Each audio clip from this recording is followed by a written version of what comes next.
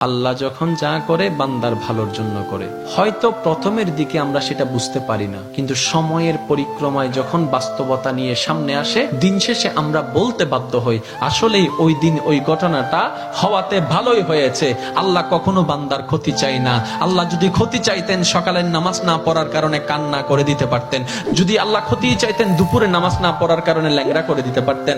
আল্লাহ সেটা চান না। আল্লাহ চাই বান্দার সব সময় ভালো। আর মা তো দেখেন জন্ম দেওয়ার কারণে সন্তানের অপরাধ করার পরও মা সন্তানের প্রতি কতই ভালোবাসা, কতই মায়া। বাবার কাছ থেকে সন্তানের পিঠকে বাঁচাই ফেলছে, এরকম হাজারো মা আছে ওই মায়ের জন্য।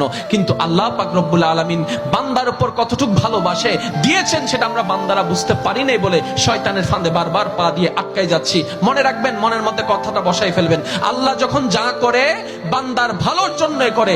একদিন না একদিন সেই ভালোটা আপনার বিবেকে এবং মনে প্রমাণ হয়ে সামনে চলে আসবে। আমি বুঝাতে চাচ্ছি আমাদের সাথে সবচেয়ে কানেকশন কার বেশি ভালো থাকতে হবে, বান্দা হিসেবে আল্লাহর, উম্মত হিসেবে নবী রাহমাতুল লিল আলামিনের। এখানের ভিতর যে কেউ চাইলে জীবন সাজাই ফেলতে পারবে। আমি বলছি যে কেউ, anybody, you can do it, not impossible. Because impossible শব্দটাকে যদি একদম ভালো করে গভীরভাবে দেখেন, সেখানের ভিতর আপনি আশ্চর্যভাবে একটা জিনিস দেখবেন। ইম্পসিবল একটু যদি ডিফাইন করে